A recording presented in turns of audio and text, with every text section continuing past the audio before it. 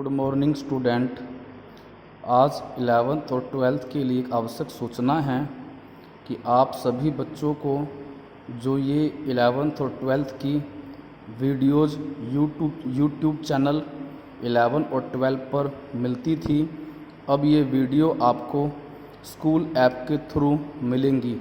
और school apps के through video लेने के लिए आपको स्कूल आकर आईडी प्लस पासवर्ड लेना होगा। और ये आईडी प्लस पासवर्ड उसी बच्चे को दिया जाएगा जिसने स्कूल की अप्रैल और मई महीने की फ़ीस जमा की होगी।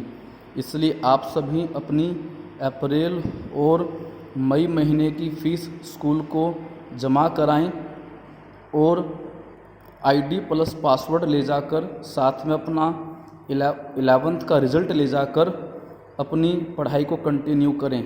अब आज से जितनी भी वीडियो बनेंगी किसी भी सब्जेक्ट की, वो आपको यूट्यूब चैनल 11 और 12 पर नहीं मिलेंगी, स्कूल ऐप पर मिलेंगी।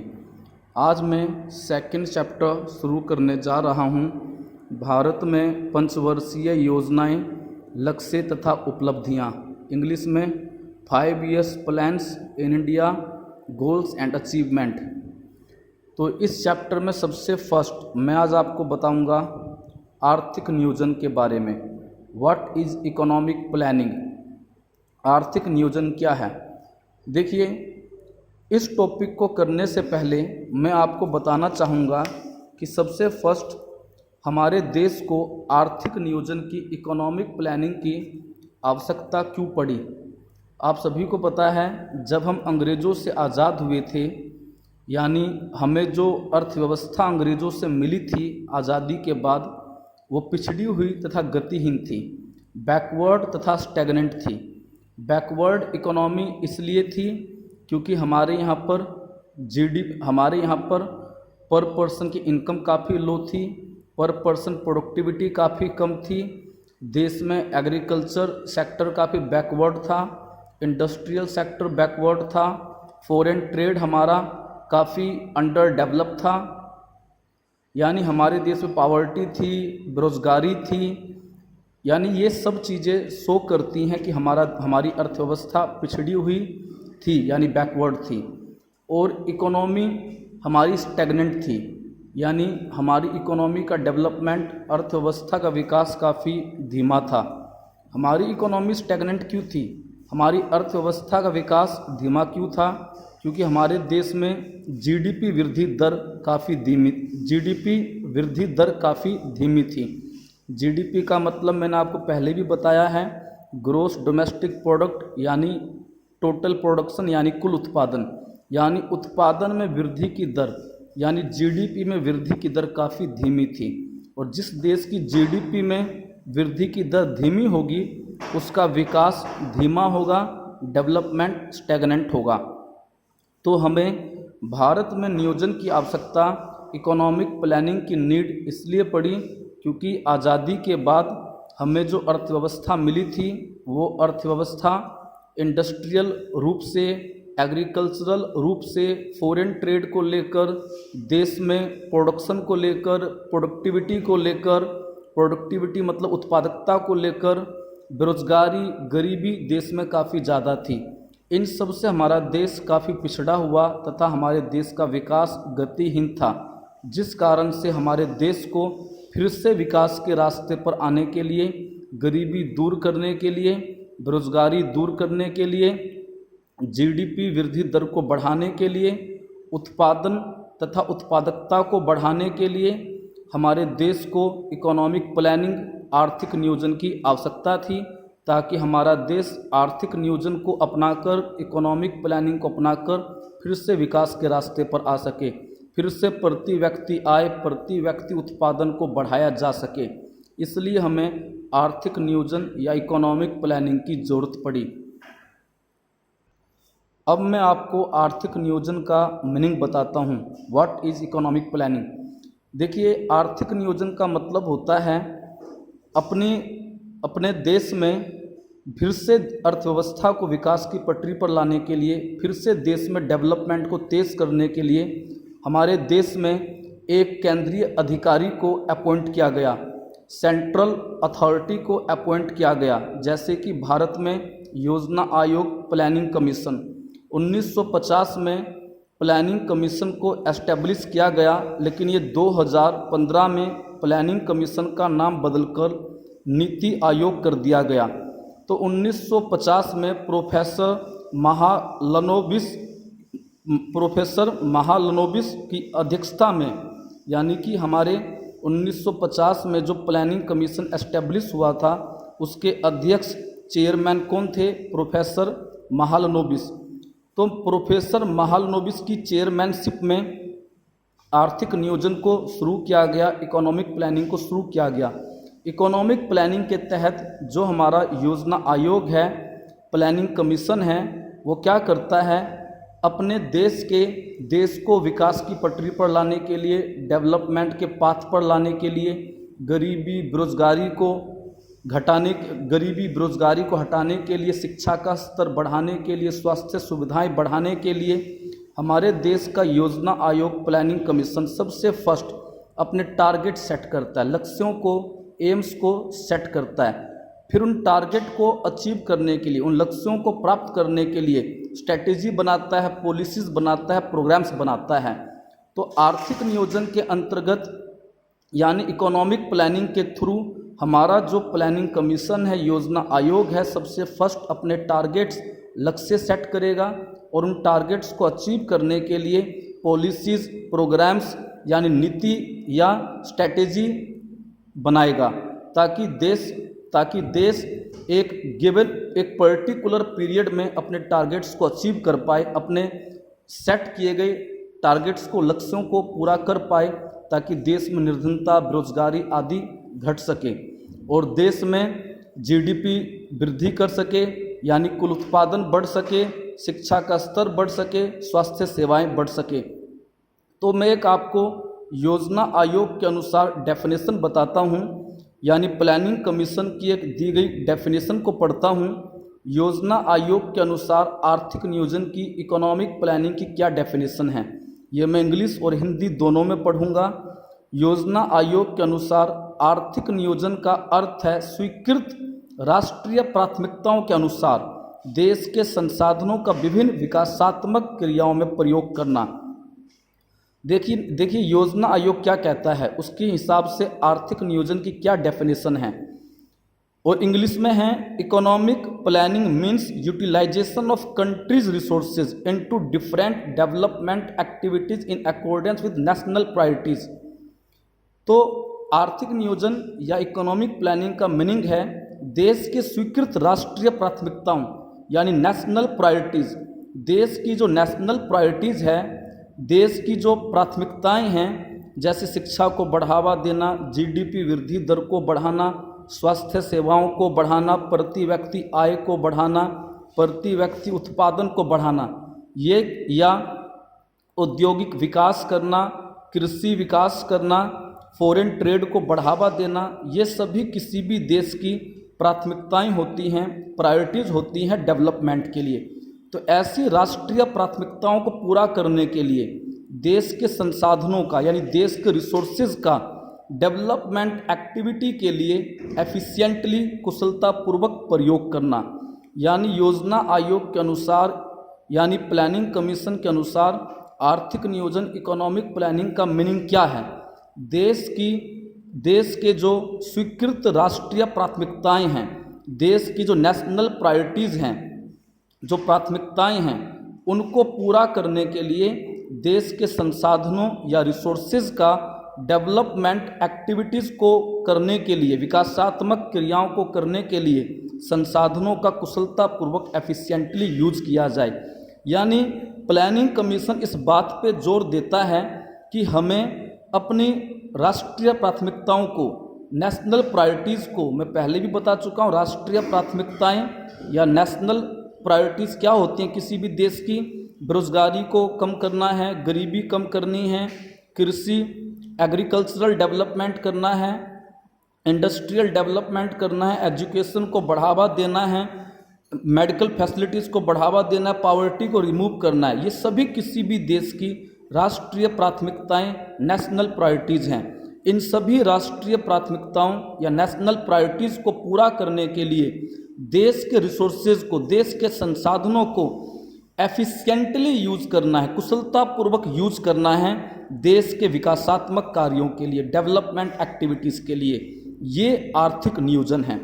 तो अब मैं इसको एक कंक्लूजन बताता हूँ। आर्थिक नियोजन या इकोनॉमिक प्लानिंग का मीनिंग है देश के रिसोर्सेज को एफिशिएंटली यूज करना, डेवलपमेंट एक्टिविटीज़ को पूरा करने के लिए, विकासात्मक क्रियाओं को पूरा करने के लिए, ताकि देश की राष्ट्रीय प्राथमिकताएं, national priorities given time period में, जो एक टाइम पीरियड सेट किया गया है कि इस टाइम पीरियड के अंदर अंदर हम अपने देश की जो राष्ट्रीय प्राथमिकताएं हैं, नेशनल प्रायोरिटीज़ हैं, उसे गिवन टाइम पीरियड में हम पूरा कर लेंगे। तो इसी को बोला जाता है आर्थिक नियोजन। तो आर्थिक नियोजन या इकोनॉमिक प्लानिंग के थ्रू देश की जो ज़रूरतें हैं, देश के विकास के लिए जो टारगेट सेट किए गए हैं, उन टारगेट्स को, लक्ष्यों को दिए हुए टाइम पीरियड में पूरा करना ही आर्थिक नियोजन है। अब मैं आपको आगे बताने जा रहा हूँ निर्देशात्मक नियोजन तथा व्यापक नियोजन। देखिए, जो इकोनॉमिक प्लानिंग होती है या आर्थिक नियोजन होता है, उसको दो पार्ट में क्लासीफाई कर सकते हैं। तो निर्देशात्मक नियोजन या व्यापक नियोजन, इंग्लिश में इसको डायरेक्टिव प्लानिंग और कॉम्प्रिहेंसिव प्लानिंग बोलते हैं। निर्देशात्मक नियोजन में डायरेक्टिव प्लानिंग में देश में आर्थिक नियोजन यानी इकोनॉमिक प्लानिंग किया जाता है मांग तथा पूर्ति की शक्तियों के द्वारा, डिमांड तथा सप्लाई के पावर के द्वारा, फोर्स के थ्रू। तो निर्देशात्मक नियोजन या डायरेक्टिव प्लानिंग में जो हमारी गवर्नमेंट होती है, सरकार होती है, उसका डायरेक्ट इंटरफेयर नहीं होता, उसका प्रत्यक्ष रूप से हस्तक्षेप नहीं होता। निर्देशात्मक नियोजन के तहत, डायरेक्टिव प्लानिंग के तहत हमारे देश में जो इकोनॉमिक प्लानिंग होगी, आर्थिक नियोजन होगा, वो डिमांड एंड सप्लाई की फोर्स के हेल्प से होगा, मांग तथा पूर्ति की शक्तियों के द्वारा होगा। अर्थात देश में सभी निर्णय, सभी प्लानिंग, सभी नियोजन मांग और पूर्ति, डिमांड एंड सप्लाई के द्वारा लिए जाएंगे। यानी क्या उत्पादन करना है, व्हाट टू प्रोड्यूस, कैसे उत्पादन करना, हाउ टू प्रोड्यूस, किसके लिए उत्पादन करना, फॉर हुम टू प्रोड्यूस, ये सभी निर्णय सरकार नहीं लेगी, डिमांड एंड सप्लाई के फोर्स लेंगे। यानी कि निर्देशात्मक नियोजन में, डायरेक्टिव प्लानिंग में हमारी सरकार डिमांड एंड सप्लाई को डायरेक्ट करके, डिमांड एंड सप्लाई को डायरेक्ट करके, निर्देशित करके डिमांड एंड सप्लाई को पावर देती है कि आप देश के नियोजन से संबंधित इकोनॉमिक प्लानिंग से रिलेटेड डिसीजन को ले पाएं। इसलिए निर्देशात्मक नियोजन में जो मेजर रोल होता है, मुख्य रोल होता है, वो किसका होता है, डिमांड एंड सप्लाई का, सभी निर्णयों को लेने के लिए। इसमें सरकार का या गवर्नमेंट का, जिसे यहाँ राज्य बोला गया है, उसका निर्देशात्मक नियोजन में डेवलपमेंट एक्टिविटी में डायरेक्ट इंटरफेयर नहीं होता।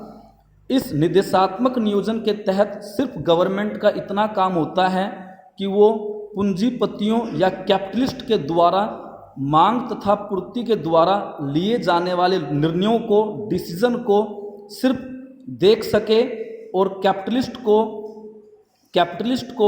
या मांग तथा पूर्ति के द्वारा लिए जाने वाले निर्णयों को सिर्फ डायरेक्ट कर सके, सिर्फ निर्देशित कर सके और कैपिटलिस्ट को बता सके कि उन्हें क्या करना है, क्या नहीं करना है।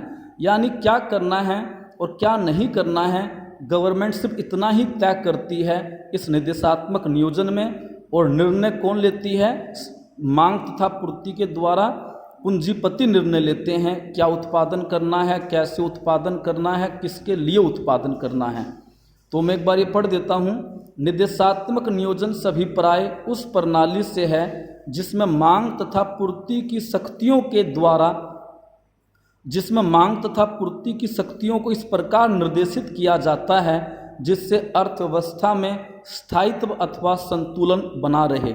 यानी इकोनॉमिक प्लानिंग में डिमांड एंड सप्लाई के फोर्स को गवर्नमेंट इस प्रकार से डायरेक्ट करेगी, कंट्रोल करेगी, जिससे इकोनॉमी में स्थायित्व यानी स्टेबिलिटी और संतुलन इक्विलिब्रियम बना रहे।